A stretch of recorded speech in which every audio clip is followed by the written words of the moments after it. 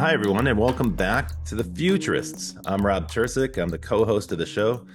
My colleague Brett King was here just a minute ago, but he had to take off, unfortunately, and that's a bummer because we were both looking forward to this call today with Monica Anderson. Monica's been on the show before, and we had a lively conversation. I would characterize that show as focusing on her main theme of um, AI ethics and AI alignment. But before we jump into all of that, let me introduce Monica again. Monica, hi. Hey, jumping around there. Hello. Hello, welcome to the show. Good morning. Thank you. Welcome for having me. I like to give you credit for the previous show. You guys did an excellent job on that. And specifically, I'd like to credit you for studying my stuff ahead of time well enough that you asked the perfect questions. So I really like that. Thank you very much. Well, that's awfully kind. Thank you. Not every one of our guests is always that happy with our preparation, so that's a big compliment. Thank you very much for that.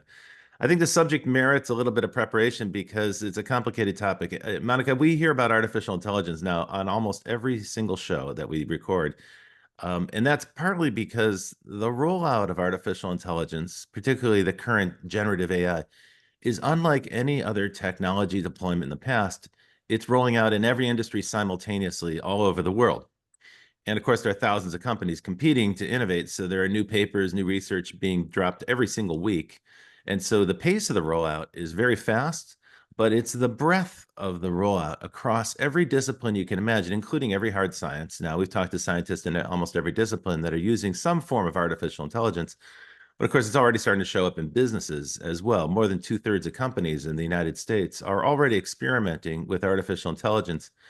And if the data that I've looked at is correct, it seems that individual people are actually exploring AI, like individual workers are smuggling AI into the workplace, even when their IT department hasn't yet authorized them to use it. It's like bootleg AI. And so there's a kind of a widespread deployment happening, and sometimes it's happening under the radar. And as a result, the topic keeps coming up. It's unavoidable. Candidly, I've said to Brett, we need to book other guests who talk about other subjects besides AI. And so at this point, our audience is thinking, wait a minute, why on earth do you have an AI expert coming back on the show?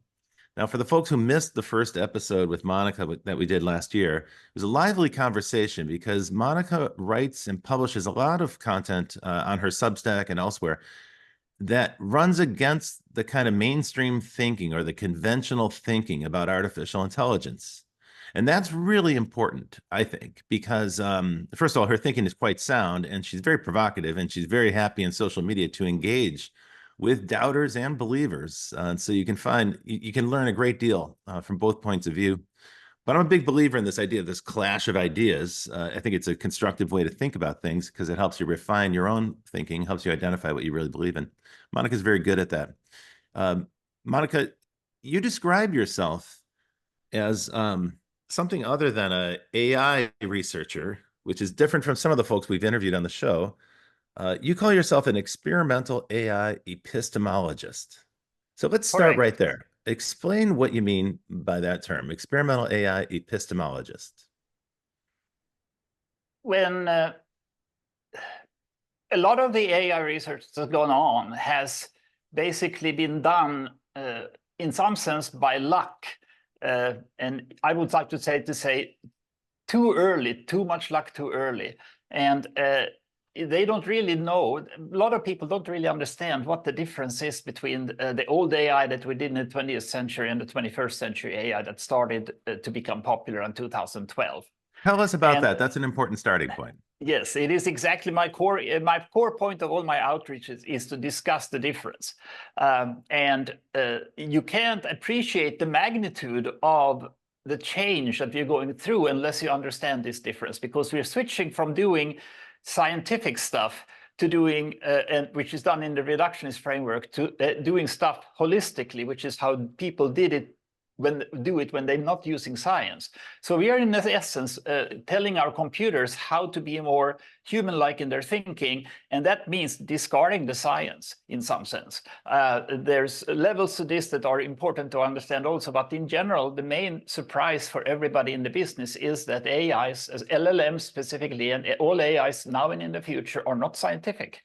And that upsets a lot of scientists. They refuse to recognize this, and I basically wrote my main document, the red pill, machine learning is trying to emphasize this difference and explain this difference in multiple ways. And that's basically Okay. been Okay. my target. Before going to that, because you make the point, we have to talk, we have to pause for a second and get into Sure. that. So the claim that artificial intelligence is not scientific, or let's say specifically the generative AI based on large language models or diffusion models, this is what you say, this is not scientific. And I know there are going to be plenty of people who object, who are listening to that. So we probably need to address that head on. Explain that a little bit for me. Well, it's true for all 21st century AI. It's true for everything based on neural networks, deep learning, transformers, generative AI, all of this stuff. Even the protein folding that we've done in playing Go. These are all done holistically. And you could tell that it's holistic because if you spend 5 minutes talking to ChatGPT, you know that it's jumping to conclusions. And that's not scientific. So the system may be scientific at the linear algebra level, at the hardware level, at the GPU level, at the bottom level algorithms level, but top results are holistic. The top results are basically gut feeling understanding of our context, the context of the text, the context of the video, the images, etc. And that understanding is different than anything we can do in science. Science cannot deal with understanding. They don't have equations and words for that. They don't have even equations and words for abstractions. To a scientist, an abstraction is a magic that happens inside of their head, and they can't explain it. But if you're an AI implementer, you have to know how abstraction works, and we have to be able to make an algorithm for it. Wow, I feel like I just started opening up a set of Russian dolls. So now I want to go deeper into this topic because several of the things you just said raise a bunch of questions for me. So what I heard you say, and I think this is right, I think I got this right. At the algebraic level, at the hardware level, at the core level, there is computer science happening here. You're not arguing that that's not computer science. But Correct. what you are saying is that when these systems are deployed, the way they function, because they're probabilistic systems, we're not going to get a deterministic result. In other words, if we ask a question that requires a precise answer, we might be disappointed by a LLM or similar system because the answer it comes up with might be a hallucination, it might be partially accurate, and it might be candidly bullshit. Because these systems are fantastic at bullshitting us, where they present that they present an answer with total confidence, when in fact there's very little substance behind it. Is that what you're driving at? We have to adjust several of the things you said. The first one is that they are not calling LLMs and AIs probabilistic is wrong, because probabilistic means that it is statistically based, and yeah, kind of is. But the main point of all of these LLMs is that they don't use scientific input. They use holistic input. They take in everything and they understand it and do things like determine what is important. And so we don't need scientists or programs or anybody to tell us that the system learns it. It picks it up itself from the corpus. And the way it does it, it stores stuff that it reads in the corpus. It stores it with the context in which it appears.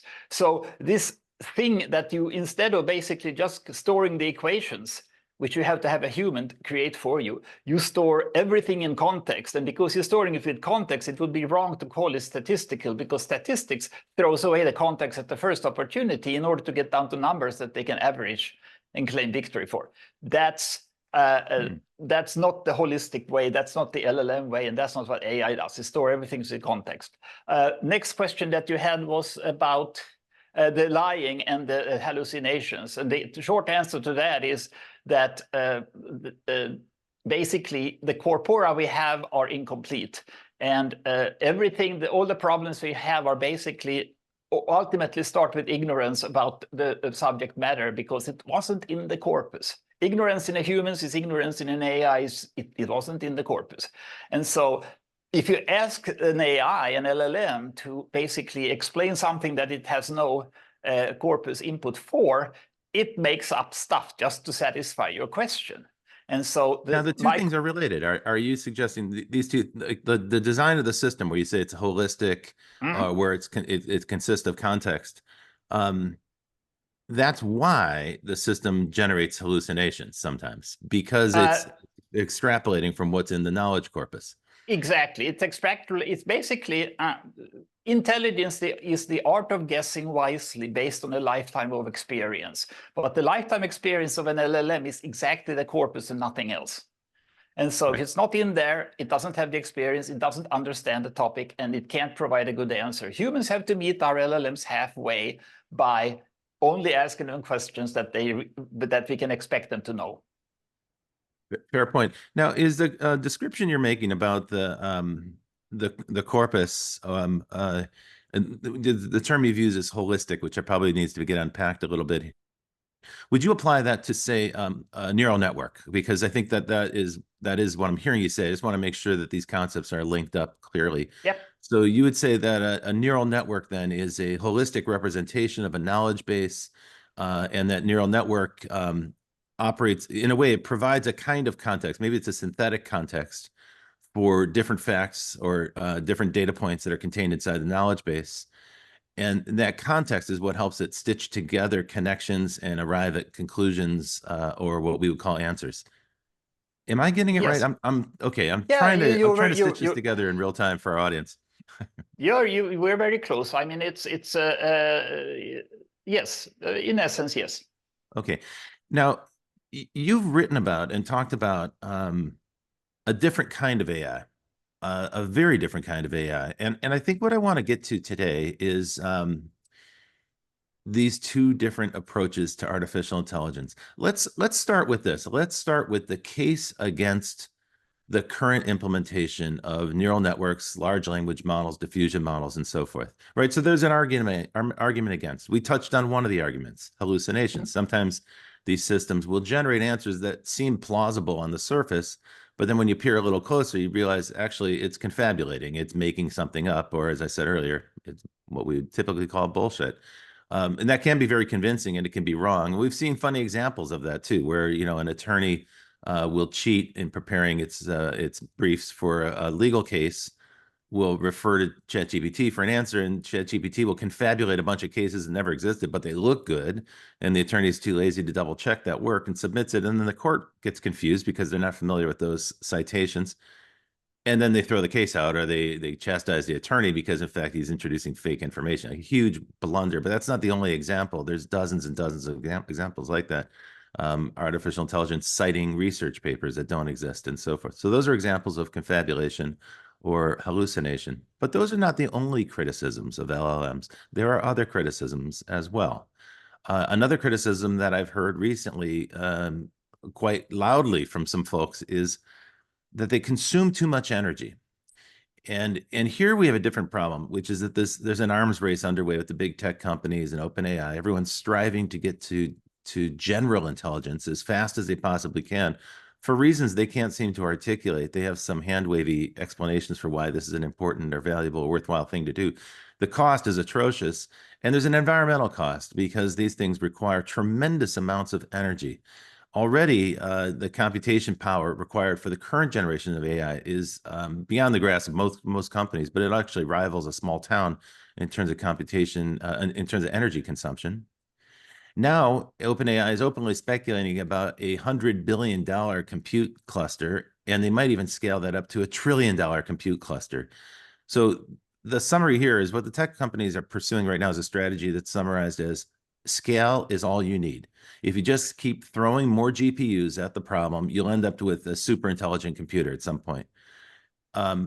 Not everyone agrees with this. I would point to Bill Gates as a person who recently came out as quite skeptical, which is interesting, right? Because he's still a big shareholder in Microsoft, which is taking that scale approach.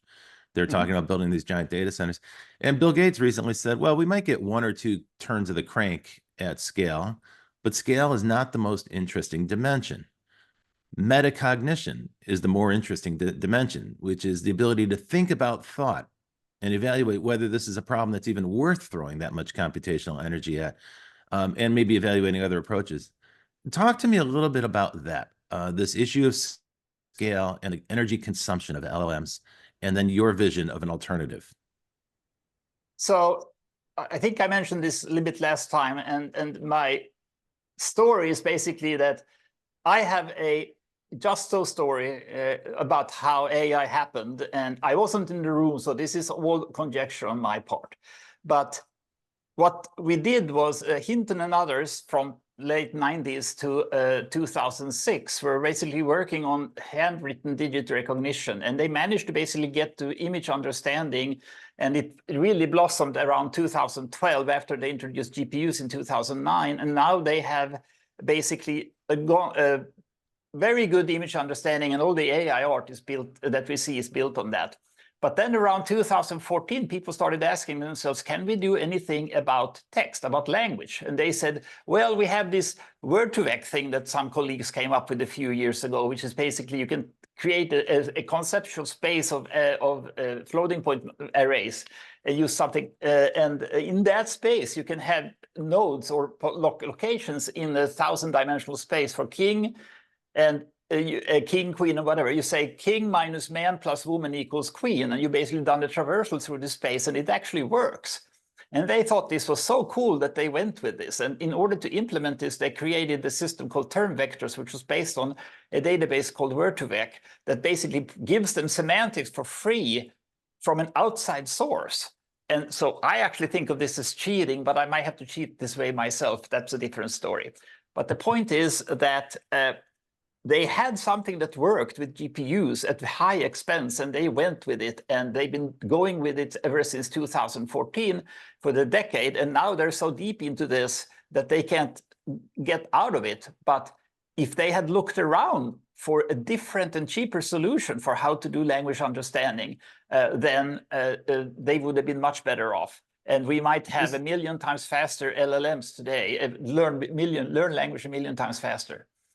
When you say semantics versus syntax, that's what you're referring to. That the neural networks are focused on semantics. Like you said, they got it for free, so they said, "Gee, let's double down on that." Correct. And the path they skipped, the route they did not take, is the route towards syntax, and that's a big part of what you propose. It's basically you have to do both, because language is both syntax and semantics. But they are doing semantics first, and I'm doing syntax first, and therefore my systems are 1 million times faster. I don't have the semantics yet. I'm working on that. I've been working on it for 5 years, but I still believe that syntax first is the way to go, and it's going to be much faster. And when you say much faster, that means it's much less energy consumptive. Exactly. 1 million times less energy, because I can train my models on the laptop in a few hours, and they have to have a cloud month with GPUs to get their stuff to work. 1 million times less energy. Something like that. Wow. All right. Bold claims. All right. Let's continue down this route, because I think it's useful for context for our audience to understand the two kinds of AI. So when you mentioned Geoffrey Hinton was the researcher at the University of Toronto. Very good AI program there, but for a long time he was a voice in the wilderness, right? Because he was saying, hey, we should teach these AIs to learn like humans do. And most AI researchers at the time were very skeptical, because they were focused on rules-based systems, as if we could write a rule for everything, that's in our knowledge. Exactly. And he said, that's silly. It's not how humans learn. You should just throw the data at the system and let the system derive its own rules and understand its own relationships and develop its own knowledge graph. And so that's kind of like the super simplistic path, description of the path to neural networks and backpropagation. And these are things that Geoffrey Hinton innovated. And then a moment ago, you mentioned AlexNet. I think you were talking about that when you're talking about ImageNet. So ImageNet's a big database of images, and it's public. And so as a result, this is labeled data. It's a good thing to test. It's like a benchmark for testing image recognition systems. Until 2012, that was a very difficult thing to do. So no computer-based image recognition system could score above 50%. In other words, a child was better at recognizing images than any AI. But then in 2012, AlexNet was introduced, and that was one of the students, Alex Kershevsky, and Ilya Sutskever, who was recently at OpenAI, who recently left to start his own business. They were two students of Geoffrey Hinton's, and they developed AlexNet, which was the first application of a neural network to image recognition. And it performed something like 15% better than any AI system had ever performed on image recognition. Correct. It got the attention of everyone. And that was relatively simple. And when we talk about deep learning, we're talking about different layers of learning. That neural network had 8 layers. But within a year, there was a neural network thrown at the same data set, ImageNet. and it had 100 layers. And so we started to see, truly deep neural networks or truly deep learning applied. And as a result, the performance improved until today, where image recognition is something a machine can outperform any human at. And there are literally hundreds of different neural networks now that can solve that problem. So there's been tremendous progress in just 10 years. I think that's the point to take away. So when we can solve problems faster, with a novel technique, I think that's a great illustration that technique quickly gets adopted by all the research in the field. In other words, everybody dropped what they were doing, dropped the rules-based AI, the analytic AI, and they said, let's focus on these neural networks. And that turned into or led to the diffusion models and the large language models that we hear about today. Now, you're arguing that was a fork in the road where we missed a turn when all the research shifted. Can you tell us what things were No, that's neglected? actually not what I said. I'm Okay, saying that that's where my system is also holistic. My system is also a deep neural network. So that's not the difference. The difference, the 20th century AI, is that the 20th century was the one that had these rule-based systems and expert system, all of that stuff.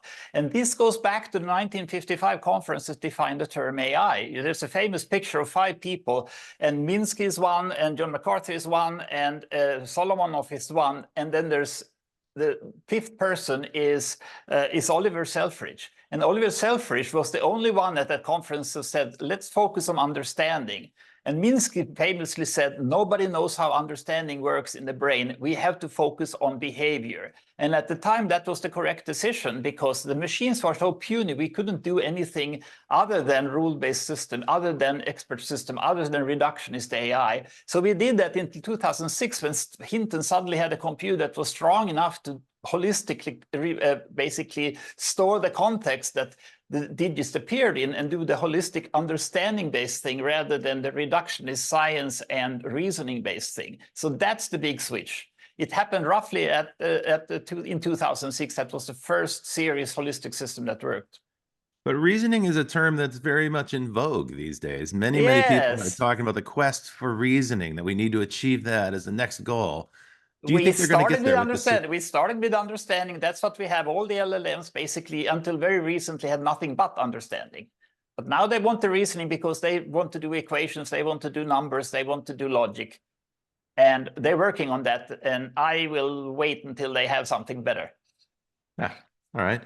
Okay. So you're saying then the industry, they're not dense. They didn't miss this opportunity. They see clearly that there's an adjacent category, and now we finally have the processing power to do it.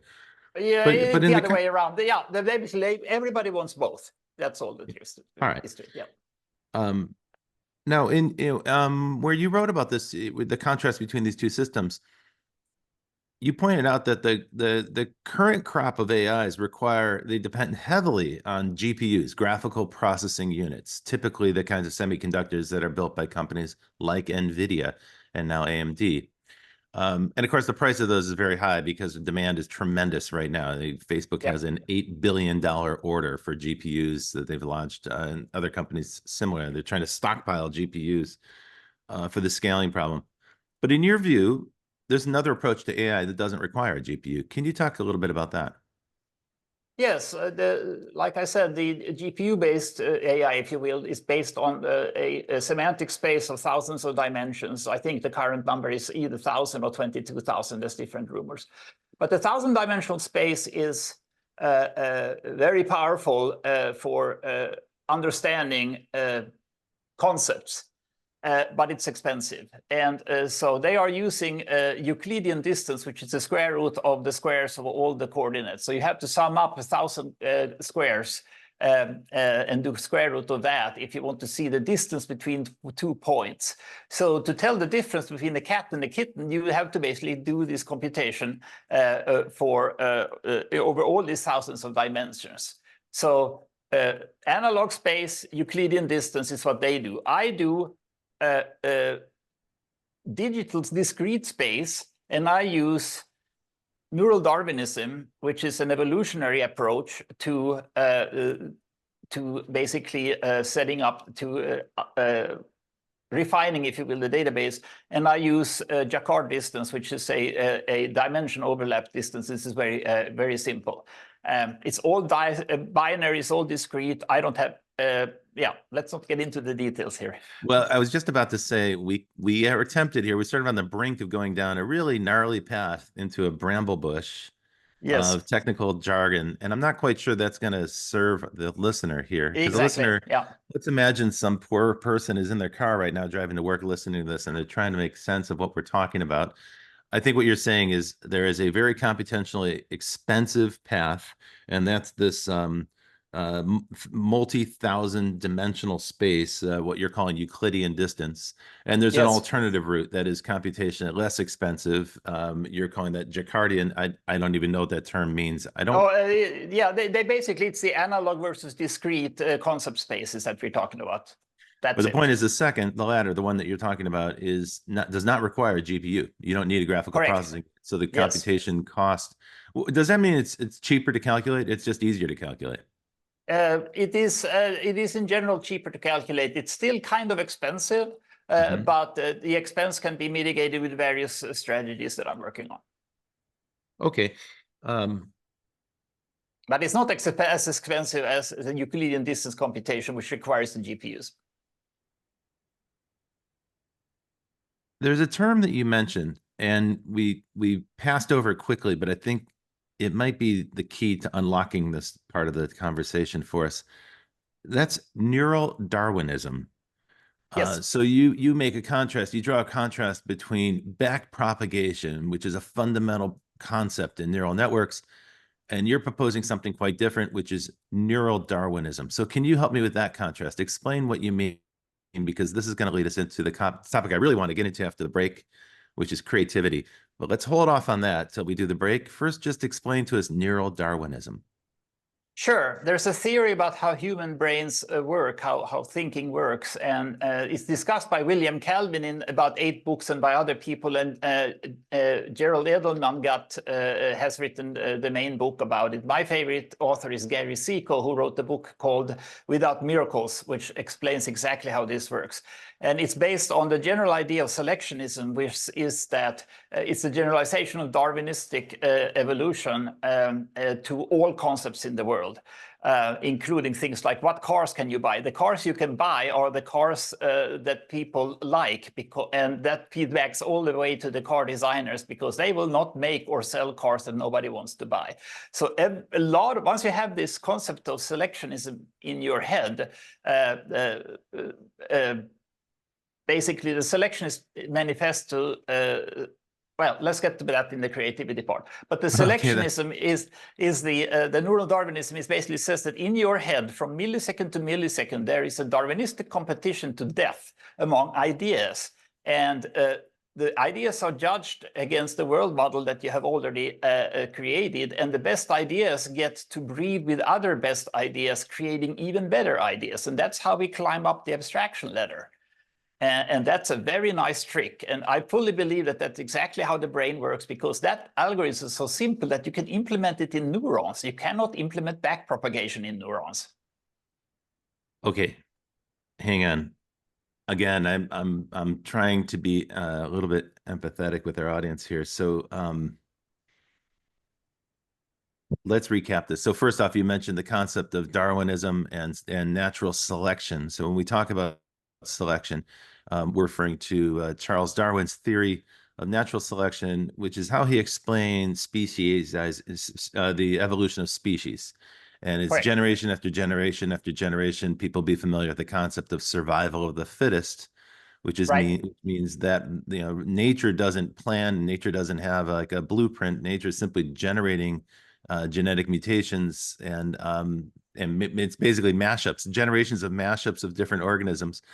And the natural environment selects for those that survive. Those that are well adapted survive, and those that are poorly adapted, they don't. They just don't. They don't have a chance to recreate and grow and procreate. And so that's the concept of selectionism, and that is how Darwin explained the great diversity of species on the planet Earth. What you're proposing is that that principle of natural selection is extended into human beings and into our thought process. In some respects, we as I guess you could describe us as the custodians of the earth today, human beings. I wouldn't say we're doing a great job of being custodians of the earth, but we do make a number of decisions that affect the natural environment. They determine which species survive and which species propagate and so forth. So in a sense, we've taken over that role as Uh, selectors, and the that's less selection is happening important. inside of our brains. That's less the selection inside our brains is not basically what I, as an AI researcher, am interested in. I don't really worry about our impact on the planet as Well, a I understand evolutionary that force. that's my Yeah, own editorial right. commentary, Yeah, but inside of our brains, you're saying there's a similar selection process. And so absolutely. when we're thinking about ideas, we might have a Hmm. multitude of ideas, many of which contradict each other. But we're going to test out those ideas and see which ones are fittest. And then those ideas literally kill the other ideas. That's what you're describing. And so Yes. there is a kind of survival of the fittest. And sometimes we'll mash up two ideas to come up with a new idea, and that's creativity. Now, with that in mind, let's take a break here. Correct me if I got that wrong. I'm just trying to reinterpret what you're saying, and then we'll take a little break. You are correct. One minor detail is that Darwin actually said survival of the fit. You don't have to be the top to survive. Okay, fair enough. And that is a good point. It's also true with ideas because there's plenty of people who hold many contradictory ideas in their heads. Okay, folks, hang on to this idea because we're going to pull it all together in the second half. You're listening to The Futurists. I'm Rob Tercek. This week, flying solo without my business partner, Brett King. And this week, I'm interviewing Monica Anderson. She's a previous guest on the show and AI epistemologist. So we'll unpack a little bit more about that and creativity after the break. Hang tight. Hey there.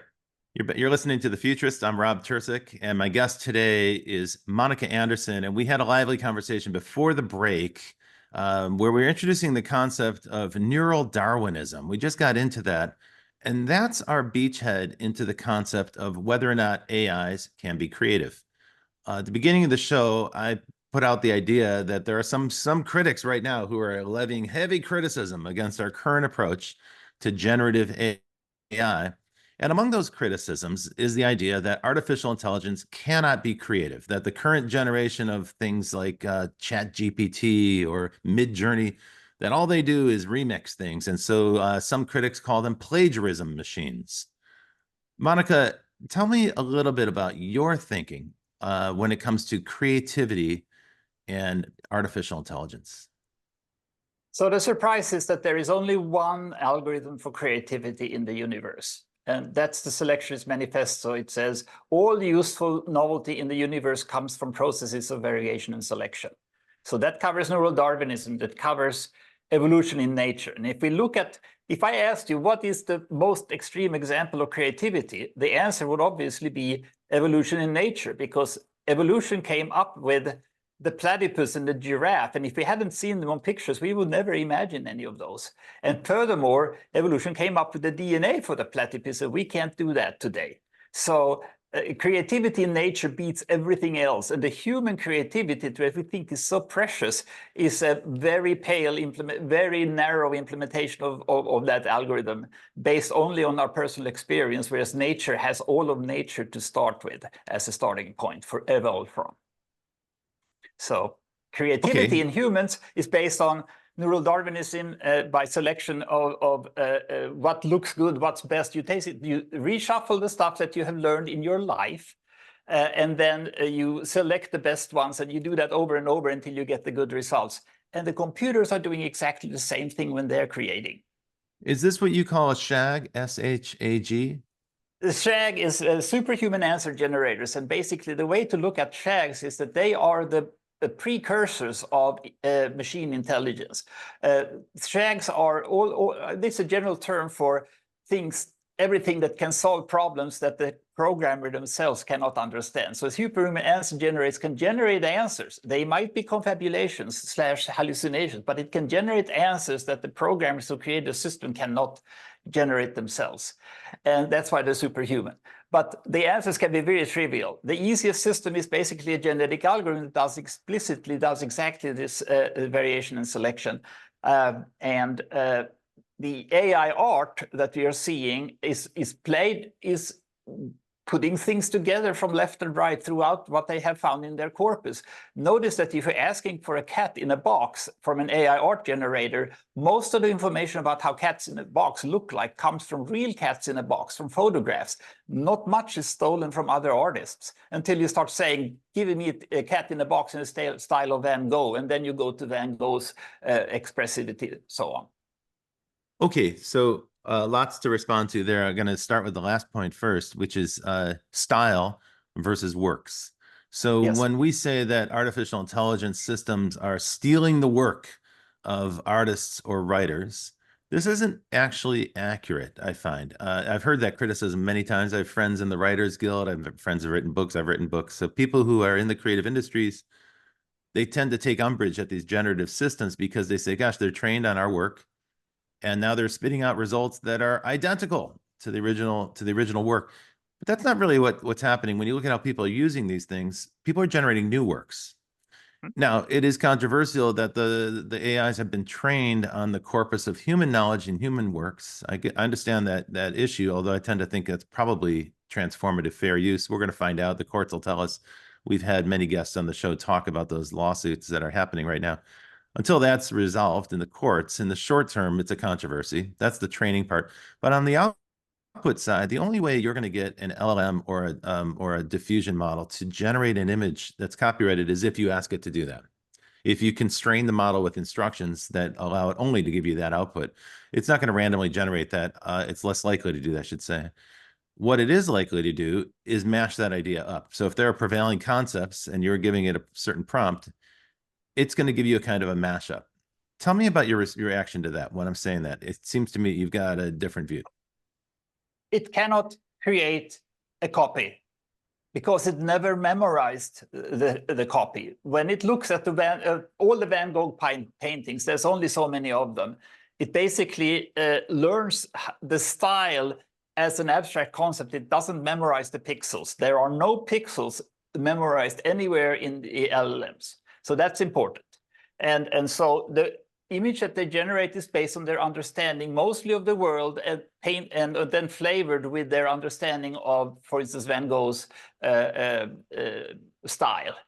But it's an original work every time because they don't have the original that Van Gogh made. Okay, there are plenty of copyright attorneys that would argue differently, but I'm not going to get into the nuances of that because that's not the focus of this particular show. But I think the point I'm driving towards here is that when humans do creativity, when we humans try to create works, let's say we want to write a screenplay or a book, a fictional novel, or maybe make a painting or a picture, the first thing that we do is we draw from our knowledge in our heads. Much of that knowledge is derived from the works of other human beings. So in a sense, our creativity is a kind of remix. We've heard that phrase, right? Everything is a remix. Steve Jobs famously said that, right? He said all creativity is novel combinations. I'm not sure I agree with that. I think that's too reductive. What is your take on that? And tell me about machine creativity. Let me show you how ridiculous this is. You just created a sentence and you used words that you heard from other people. You cannot avoid that. You can't create anything in language without having language that you imported from other people. Same is true for art. Same is true. You can start with your experience of the world. You don't have to start with the experience of other artists.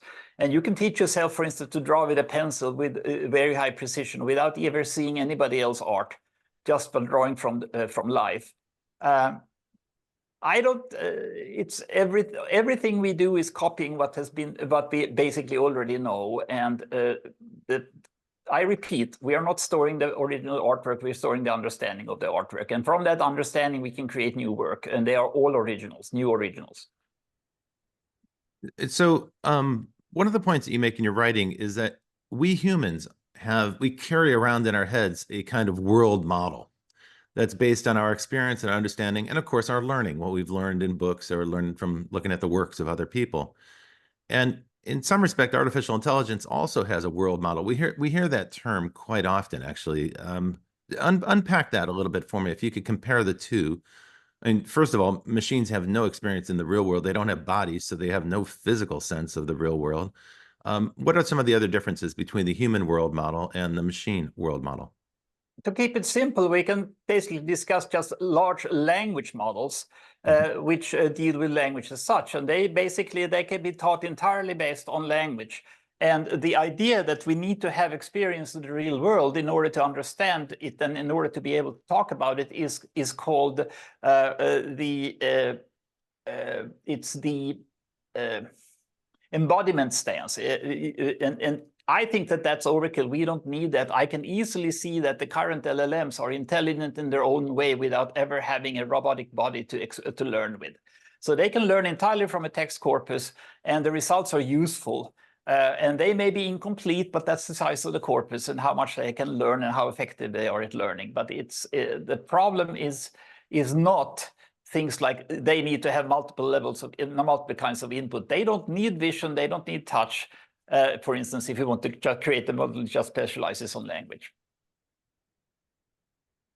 All right.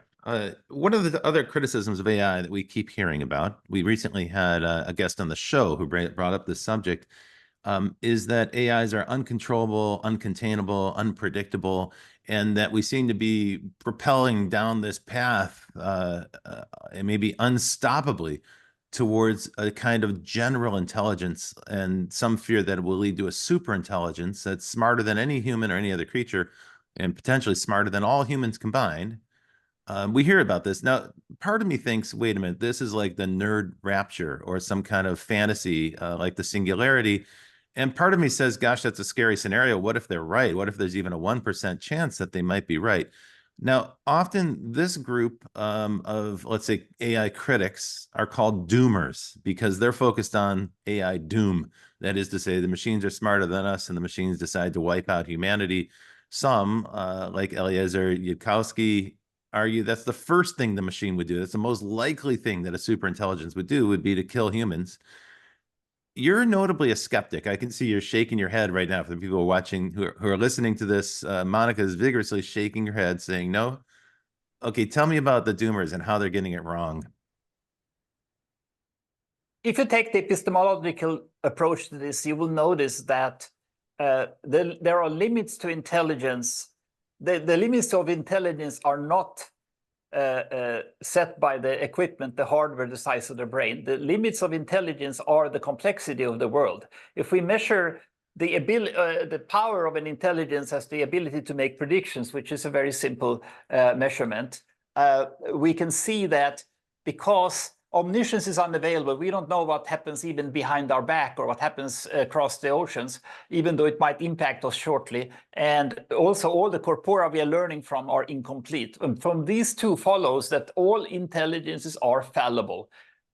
Everybody's jumping to conclusions, humans, animals, robots, AIs, LLMs, they all jumping to conclusions on scant evidence, and therefore they're all fallible. And a doomer scenario where AI tries to kill the whole world has so many false premises that I can talk all day about that, and I don't really want to. Do you think we need to be worried about this? You've written that AI Uh, alignment is trivial. Tell us what you mean by yes. that. I mean that basically that the people who think that AI is going to take over the world, like Yudkowsky, are thinking this because that's what they would do if they were as powerful. And their view of this comes from basically our evolutionary history, going back to insects, where we basically are fighting for survival every day. And therefore we developed instincts such as greed and power hunger and nepotism and all of the kinds of bad stuff that I list in my article, including the self-preservation. And none of those AIs learn about the world in one step, and they learn behaviors in a different step called reinforcement learning by human feedback and other tricks like that. And we can decide not to teach them greed, self-preservation, etc. And we will have AIs that are happy to serve us. We can teach them behaviors that we like, and they will be basically perfectly following, doing their best to serve us in the best way possible. All right, let me see if I can recap that for listeners. So, human beings have evolved in such a way that we have a kind of primitive brain. Sometimes we call it the reptile brain, and this brain can override the more evolved areas of our brain with fight or flight, with these sort of very raw primitive impulses. And that's baked into humanity. That's part of our biology. We have, some say we have three different kinds of brains. Without even getting further into that subject, your point is quite simple. We haven't trained or built any AIs to have that kind of brain structure. And so it doesn't have the fight or flight impulse. It doesn't have a reptile brain. Therefore, it's unlikely to react in those ways unless that's an emergent property. So tell me a little bit about emergent properties. Yes, basically, uh, instincts are in our DNA and we can't avoid them. And I claim that it's easier to control an AI, easier to teach an AI to have good behaviors than it is to teach our children, because our children still have the reptile brain. So not all our children turn out right. But a default AI that has just learned the corpus for language and some world knowledge, they have no default behaviors whatsoever. And we have to instill even the simplest behavior, that you shouldn't complete the question, you should just answer it, takes a long time to implant in the current LLMs. And then all of the reinforcement learning with human feedback is basically to optimize their interactions with humans. And that's currently not done well enough.